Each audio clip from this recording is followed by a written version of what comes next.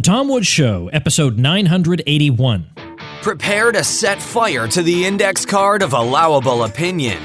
Your daily dose of liberty education starts here. The Tom Woods Show. Folks, we are coming down to the wire on the libertarian event of the year, the Contra Cruise. Join Bob Murphy and me for a week at sea that you will never forget. Hilarity and fun and lots of libertarian friends. Also special guests Scott Horton, Dave Smith, and Michael Bolden. It is going to be a ton of fun. Join us at contracruise.com. Hello, everybody. Tom Woods here. Scott Horton returns to the show after an unfortunately long absence, and that is entirely my fault. But given that the president just gave an address with regard to the future of American policy in Afghanistan last night, well, who better to analyze that for us and to talk to us about the background of the Afghanistan war than Scott Horton. And as a matter of fact, it's a particularly opportune moment because Scott is the author of a brand new book called Fool's Errand: Time to End the War in Afghanistan. Scott Horton is managing director of the Libertarian Institute at libertarianinstitute.org and the host of Anti-War Radio for 90.7 FM KPFK in Los Angeles and 88.3 FM KUCR in Riverside, California. He's also the host of the Scott Horton Show podcast over at scotthorton.org and the opinion editor of antiwar.com. Scott, welcome back to the show. It's been too long. Thanks, Tom. All right. I am really, really happy to be talking about your book, Fool's Errand, that I just introduced the show with. And in a way, in a macabre sort of way, Donald Trump just handed you a gift in terms of book publicity by giving a speech on the very topic of your book and by not listening to you. Right. So, I mean, of course, we would have preferred that he listened to you for the sake of decency and human life and everything, but he didn't listen to you, and now you have an opportunity to teach the American public about something they know very little about. I think we'll get to what the president had to say a little bit later. I want to start with some background. What most people remember is 9/11 occurred, and the story they have heard is 9/11 occurred. It had no backstory. It just occurred for no reason, and the guy, the ringleader of it, was in Afghanistan being given sanctuary there, and therefore when the regime refused to hand him over on command, well, we had no choice but to go in there and wage war because that country had become a sanctuary. It was a failed state, which made it a sanctuary for terrorists, and we had to go clear those terrorists out. So even if the war has dragged on a bit too long and hasn't turned out the way we wanted, the intentions of it were noble. What do you say to that, which I think is what most people think? Well, you know, in my book, I argue that George Bush absolutely could have negotiated. He could have treated this as a law enforcement problem, and he could have made a deal with the Taliban to turn over al-Qaeda. But he didn't want that. He wanted war. The American people wanted war. And so instead, they just basically ignored the Taliban's very reasonable conditions that they had at first, and they ignored them when they finally dropped every last condition. They were ready to turn over bin Laden, Zawahiri, and their closest associates to any third country, which could have been Canada, for crying out loud. Could have been any American-friendly nation that would immediately extradite them to the United States, and the whole thing would have been over.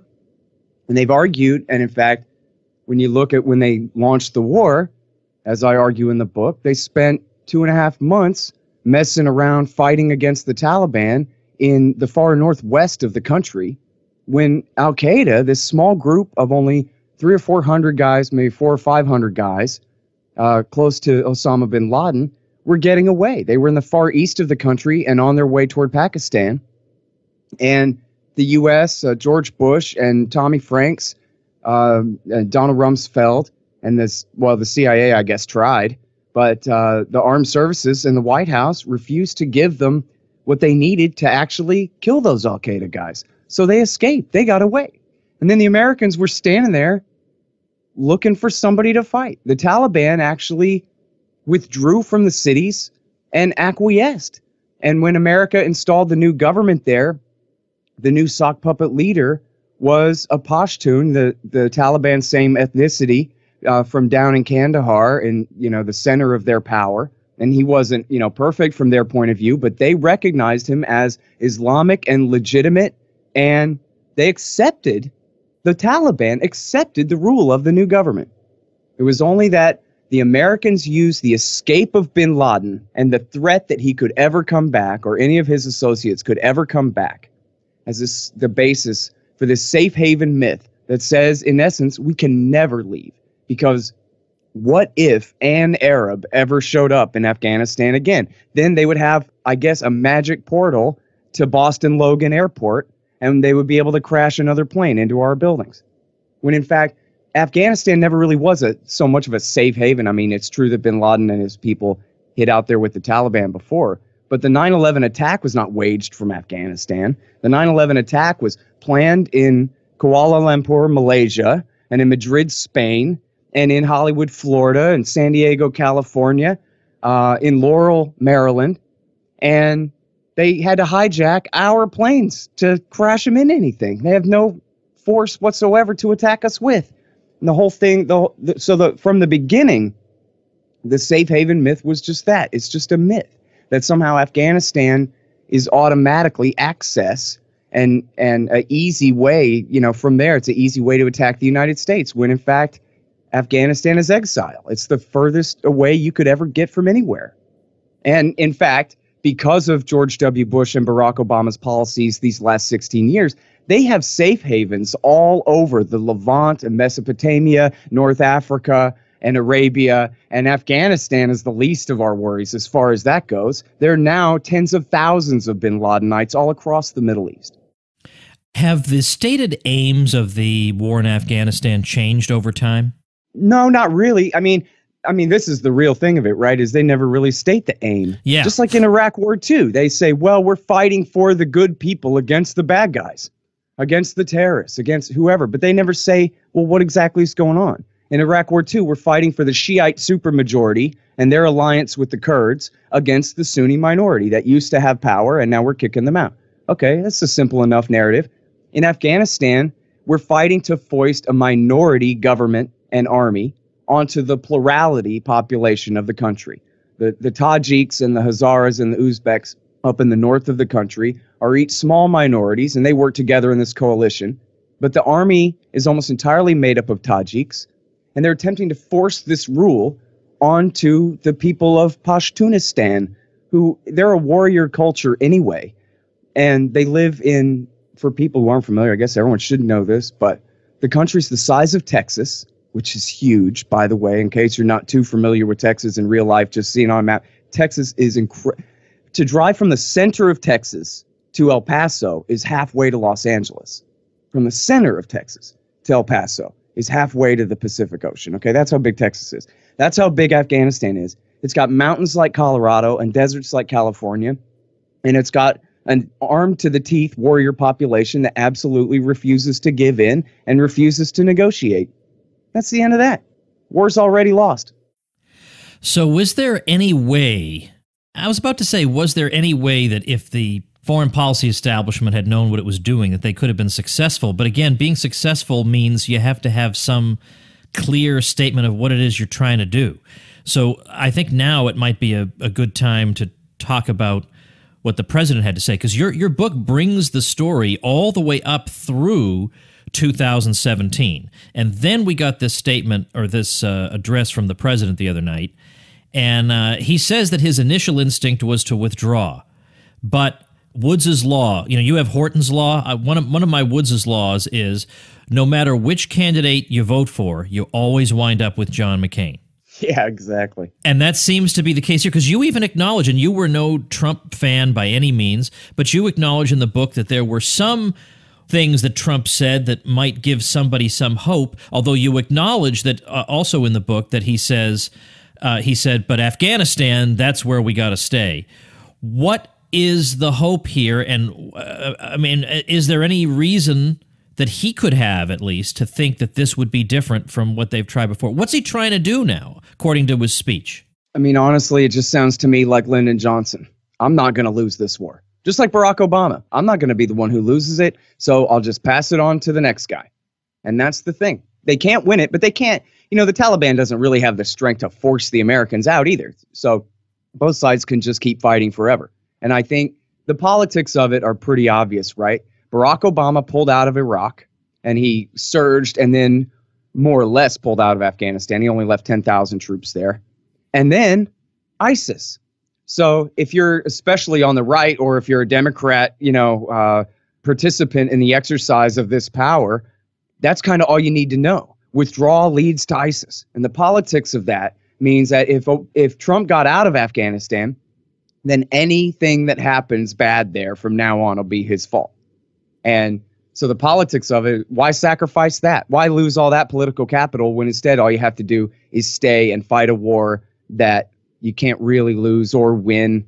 You lose a few soldiers every once in a while and keep the thing going. Politically speaking, it makes sense, just like it made sense for Barack Obama to do it. He canceled an entire Republican line of attack against him for getting out of there. And the liberals didn't care because he was Obama. So it just made sense politically to go ahead and let Petraeus have his escalation and do the war. And I think this really comes down to that's the kind of deal. It's domestic politics, and face saving means that they can never admit that they already lost, that this is a war that they didn't have to fight, that they basically, picked a fight with this insurgency, an insurgency they now can't defeat. And so I think that was what really was the bottom line of that speech last night was, he also made sure to add the gloves are off. There's no more hearts and minds counterinsurgency strategy here. This is we're going to loosen the rules of engagement so that the Army, the Marines, the Air Force, the CIA, the drone warriors, whoever can go ahead and have at it, I guess, Mosul style, and just, like they've just done in driving the Islamic State out of Mosul, under the theory that if you just put enough firepower on target and get a high enough body count, that eventually you win. When this war shows that is absolutely not true. And in fact, Stanley McChrystal and Mike Flynn, Trump's first national security advisor, when they were in charge of this war, they had what was called insurgent math. For every 2 you kill, you create 20 more. For every 1 you kill, you create 10 more. And instead of counterinsurgency, they derided this kind of policy as mere anti-insurgency, which they mocked as counterproductive on its face. As Mike Flynn put it in his intelligence thingamajig he wrote in 2010, he said, the Soviets found this out the hard way. They fought a war for 10 years, and they had more enemies at the end than they had at the beginning. Well, that's exactly where we are now. And you hear the hawks on TV, and they say, well, geez, the Taliban rules more of the country than they have since the war started. Well, that's because of the war, right? That's not because we haven't been warring enough there. We've been at war there this whole time. It's the war that has made them more powerful in fighting against them when we didn't even have to. So anyway, that's the answer to the strategy, though, is to let McMaster keep fighting. And in fact, they made it, I have the exact quote here somewhere. Maybe negotiate someday. Trump said, nobody knows if or when that will ever happen, right? So Petraeus said, Obama, I promise you I will have them at bayonet point negotiating in 18 months, right? McMaster has told Trump, I don't know. Maybe we'll negotiate at some point, but just let us keep fighting longer, please. And in the Politico story, he said that this is a 4-year plan and that the negotiations with the insurgency may kick in toward the end in the vaguest terminology that they could come up with. So they're promising no results, so they can never fall short. You point out in your book that Trump is, including McMaster, is surrounded by people who in one way or another are invested in this war because it was a major part of their careers. Yes, absolutely. So McMaster was part of the counterinsurgency doctrine based on a so-called success of his at Tal Afar, where he actually committed war crimes there. You can search that up. In Iraq War II, he basically gave a lot of advice for and was a protege of David Petraeus. And Petraeus and General Mattis combined together, Army and Marines, rewrote the counterinsurgency manual, the famous Coin Doctrine manual. And then during Petraeus's surge, McMaster was in charge of counter-corruption efforts in Kabul, cue laugh track. And then Mattis was in the original war. He actually was ordered by Bush to stand down and not go kill Osama when he had 4,000 Marines ready to march on Tora Bora. So he, in a sense, let Osama go. He also helped invade Iraq and committed war crimes in Fallujah, which helped create Al-Qaeda in Iraq, which is the Islamic State that we're dealing with today. That's sort of a side issue, but Anyway, so Mattis and McMaster both have their role in the war there. The Chief of Staff, John Kelly, has not fought in Afghanistan, but his son died on patrol there, so he has a heavy investment in terms of the sunk cost fallacy and everything going there. Joseph Dunford, the chairman of the Joint Chiefs of Staff, was at one time the general in charge of the war, and then also was the head of Central Command in overall charge of the war. And John Nicholson, who is the current Afghan war commander, has been in Afghanistan for years at different ranks. I guess he's gone back and forth, but Nicholson has a long time experience in Afghanistan. It's his war to lose at this point. And who am I leaving out? I forget. There's one or two more in the book there that have direct former and current responsibility for the mess.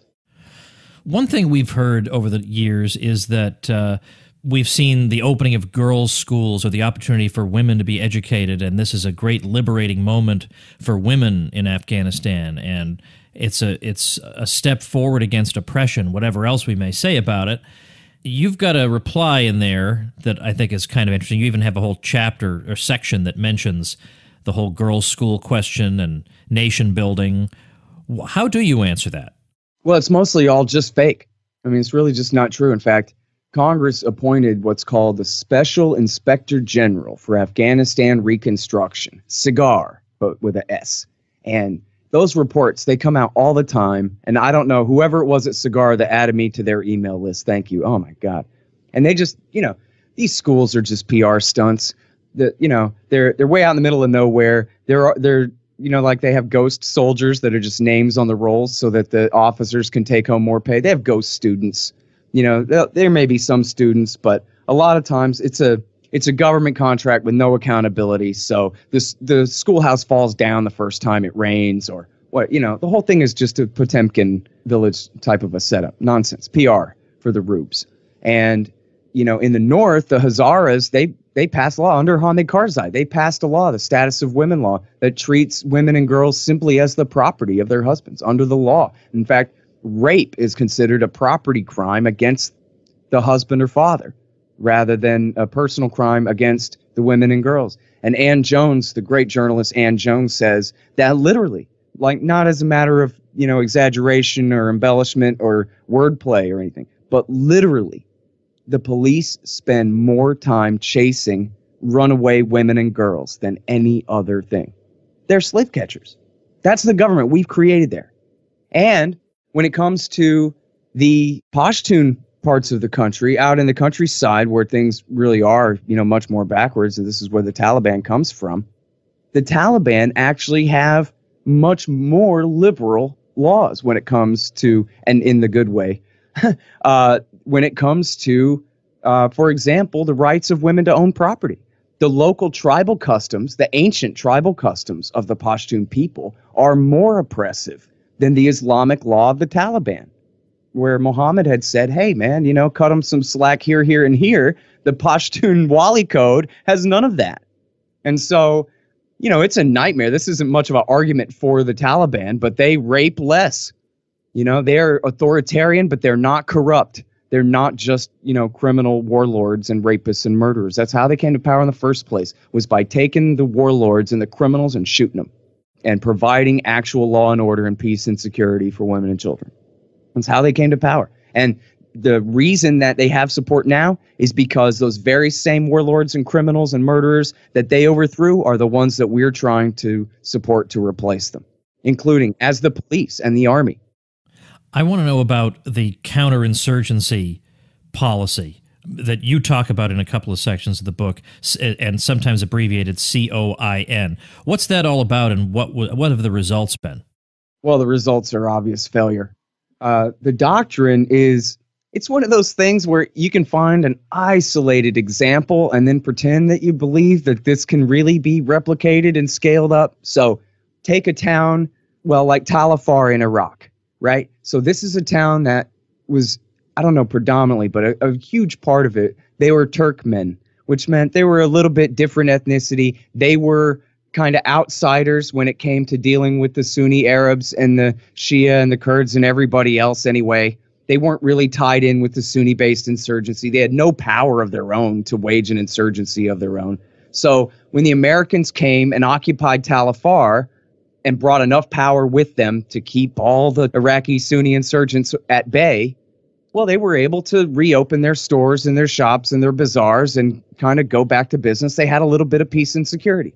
So then you're supposed to just let your imagination run wild and say, see, so it's perfectly reasonable and acceptable then to think that as long as we send in enough GIs to stand around and be security guards and local cops and protect the local population of wherever we are, that we can separate that local population from their own husbands and brothers who are the insurgency, who are fighting against us. So whether we're talking about in Iraq among the Sunni jihadists or the Sunni-based insurgency, which included jihadists, or whether we're talking about the Pashtun tribesmen of Afghanistan, the idea is that these mostly white, black, and Mexican and Christian North Americans are going to come heavily armed as any military has ever been and occupy this land and do such a good job providing peace and security and developing a new state and a new economy and providing a government in a box full of these brilliant technocrats, just like those that run the power utility in your local town. And they're just going to come and make everything fine. And then the people will prefer foreign occupation to the Taliban, to the insurgency, when in fact the insurgency is of them and our guys are from far, far away. And it's ridiculous on its face. Imagine whichever town you live in. Imagine a foreign occupying army coming and saying, hey, at least we're not the right-wing militia guys who are attacking us, right, everybody? And attempting to win legitimacy from your neighborhood with a line like that. And that's what counterinsurgency policy is. And in fact, by the way, there's actually this great new movie on Netflix with Brad Pitt called War Machine. It's a satire based on Michael Hastings' great book, The Operators. And they really portray, the foolishness behind this. And, it's just another excuse to stay and keep fighting is all it really is, Tom. I didn't even know about that movie. Now I'm Googling it. Yes, sure enough. Yeah. Have you seen it? Oh, yeah, it's really good. I watched it when I had the chicken pox. Okay, good. You got the chicken pox when you were in your, 30s? What's the matter with you? You're supposed 40s, yeah. You're supposed to get it when you're like 11. I know, yeah. Are you really in your 40s? Yeah, I'm 41 now. Jeez, Scott, what's happening to us, man? We're wasting away. I know. My hairline's starting to look like yours, too. It's no good. Oh, that's a terrible thing to say. All right, let's carry on here. All right. First of all, I like a detailed table of contents, by the way. I don't like just chapter 1, chapter 2. I like that you've got all the subheadings in it. So you look at this, you instantly say, I need this book, I've got to read it. But what would you say of all the stuff you know about the war in Afghanistan you wish more Americans knew? I guess I would go back to the thing about who's fighting on whose side here. They never admit we're trying to take an army that's made up from about 10% of the population, and we're trying to foist it on an ethnic group that's 40%. And that just isn't going to work. That's it. It's as simple as that. It can't. And if they ever admitted that, then the game would be up. And instead they just say, well, it's the good guys versus the bad guys, the people versus the terrorists, and we're on the side of the people. And so, to me, that's the bottom line. For all the PR I'm going to try to get done, interviews and talks and whatever that I'm going to be getting done for promoting this book, I guess that's basically my bottom line, is that, and even compare it to Iraq War II. In Iraq War II, it took 8 years. But America was eventually able to successfully help the Shiite Arab supermajority kick all the Sunnis out of Baghdad and create their new Iraqi Shiistan allied with Iran. So at least there was sort of an endpoint there, and it ended up leading to the rise of Islamic State in the predominantly Sunni areas. But in terms of creating a government in Baghdad that could last, they did. But they were fighting for the super majority population of the country, 60-something%. We are fighting to foist a 10% minority onto a 40% plurality. Okay? So, shrug. That's it. Hands up in the upturned shrug motion, and then I win the argument, right?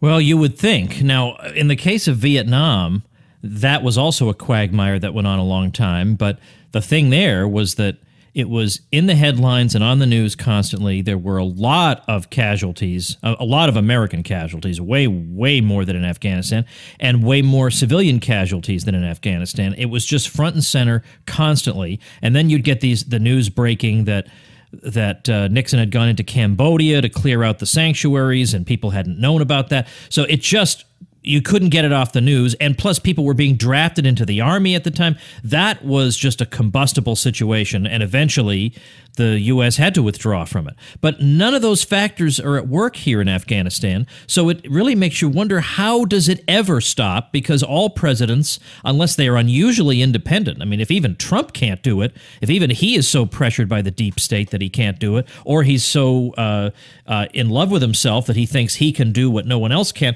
then who will withdraw from Afghanistan? You see what I mean? It's sort of a rhetorical question, but you see why none of the pressures to get out of Vietnam really are present in Afghanistan. So you could see this just going on forever. Yeah, I'm with you. I think it's going to take popular will to try to stop it. Now, the good news there is that, I know that divisions between regular people now in America have become so much greater with all the partisanship over the election of this guy particularly and all of that. But, it's really not much different than during Obama times. And when Obama wanted to expand the war in Syria and bomb the Syrian government with airstrikes in 2013 after the bogus Turkish Al-Qaeda false flag sarin attack there, the people of the country said no. And it was really, I guess, Breitbart and Drudge and the right-wing websites that Talk Radio Land gets their information from. They were opposed to it. And then all the left groups are always anti-war. And the liberal groups were like, at least kind of wishy-washy on it. They'd support Obama if he did it, but they didn't really want to either. And then, blam, that's it, consensus. And the libertarians, of course, doing everything we could to make noise at the time. And we won. I mean, that really happened, that on an issue of foreign policy, which the American people supposedly have no say in, that this is only up to whatever JINSA and the CFR compromise and decide on is supposed to be our policy, and instead the American people said no. And I think Obama didn't really want to do it anyway. This is a stupid red line, but still, the point being that I think that we can have a consensus where left, right, libertarian, doesn't matter who you are, town, country, redneck or artsy liberal hipster or whatever. We all hate this stupid Afghan war. We don't have to necessarily even agree with each other or stand anywhere near each other to all have our priorities straight and all say that, look, at the end of the day, a lot of what's wrong with America right now is because of the empire. It's because of the demands that this biggest government in world history places on the population of this country to sustain it. And Afghanistan is just some percent of that, but it's some percent of it. And what a great precedent to set, that the American people have decided that we're vetoing Trump. No escalation. Just come home. Ron Paul or bust. And, there's 300 million of us. And if the 300 million of us are good on this, then we win. That's what it takes.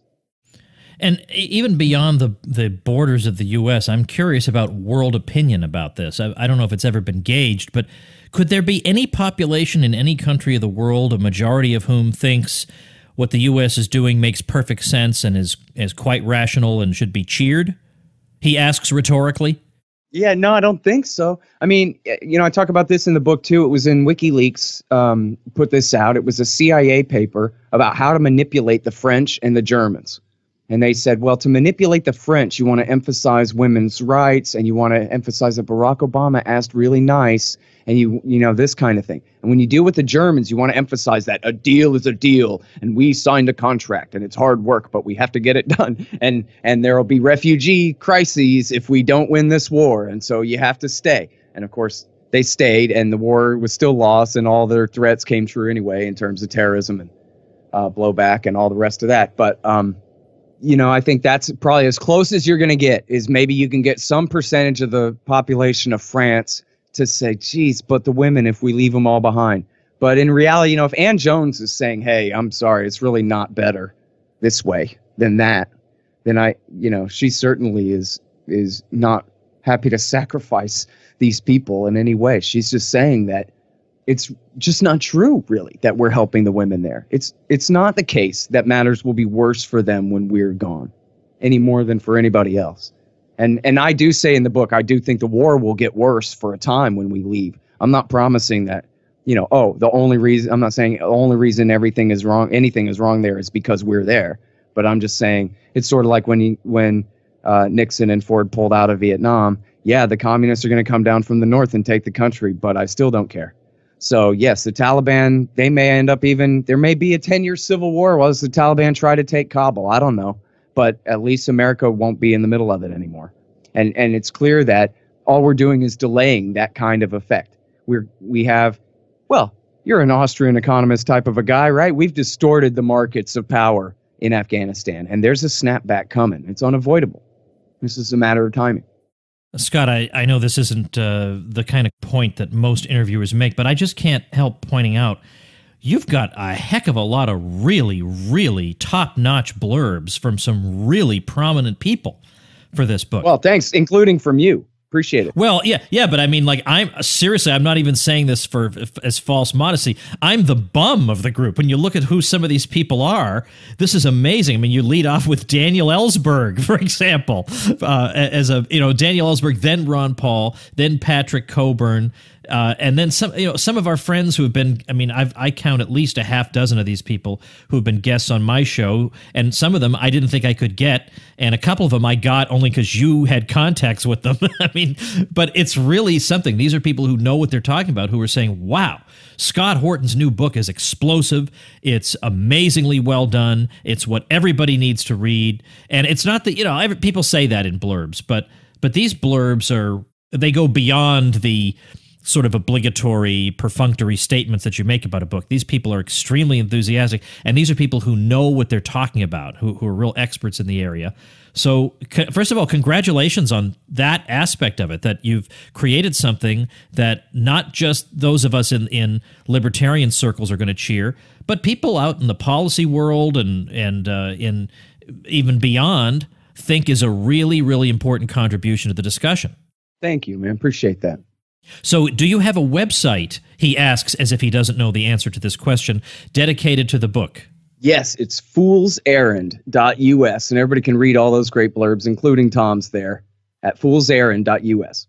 And I liked it, in your book it says if you want detailed maps, you should go to foolserrand.us. First of all, that makes publishing a self-published book easier because you don't have to deal with the graphics. Secondly, it gets people to your site. That's beautiful. And maybe they'll order a copy for their friends while they're there.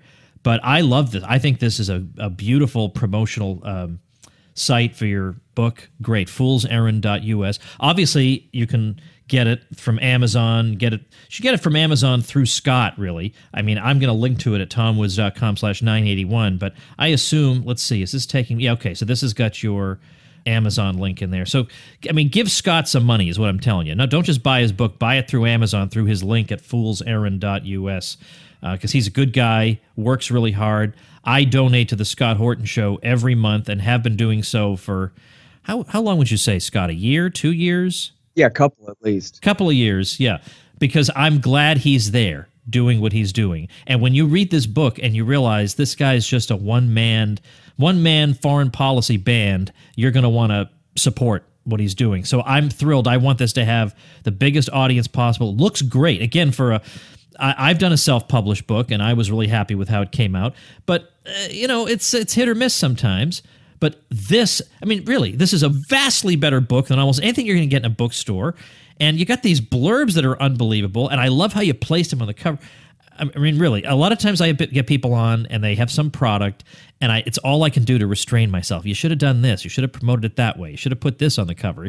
I have nothing to say other than, Scott Horton, you are awesome. I am really proud to know you, and I am urging people. I know I say you got to read books and all that, but come on now. Fool's Errand, a book by Scott Horton. Are you kidding me? A book by Scott Horton? It's Fool's Errand, Time to End the War in Afghanistan. Check it out at foolserrand.us. And Scott, best of luck. And, let's hope we don't have to talk about this anymore because everybody listened to your advice. Thanks, Tom. Appreciate it a lot. All right, everybody, before I let you go, here is a website that one of my listeners created, and it's really exciting. This is a site people would use, and you're really going to enjoy. It's called .photo.com, so dotphoto.com.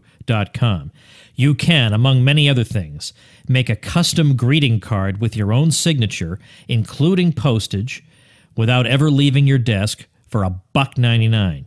You can get 8-cent prints with free shipping on orders of $10 or more, unlimited storage, free editing tools, wholesale prices on mugs, metal prints, frames, and every kind of gift with free shipping. You can print pictures from Snapchat, share files as you would in Dropbox. You can upload huge images of up to 36 megapixels and 20 megabytes each. You can even sell your pictures and make money. Amateurs, pros, schools, and newspapers sell their photos on .photo. There are many, many benefits to it, and for those of you who like pictures, which is everybody on Earth, you will enjoy using it. So check it out at .photo.com, dotphoto.com, and of course you get a shout out like this if you use my link when you get your web hosting. I'll get you some nice traffic, and I'll let you into my secret private bloggers group on Facebook and lots of other great goodies for free. All you got to do is use my link. You get the details on how to do that at tomwoods.com/publicity. See you tomorrow. Become a smarter libertarian in just 30 minutes a day. Visit tomwoods.com to subscribe to the show for free, and we'll see you next time.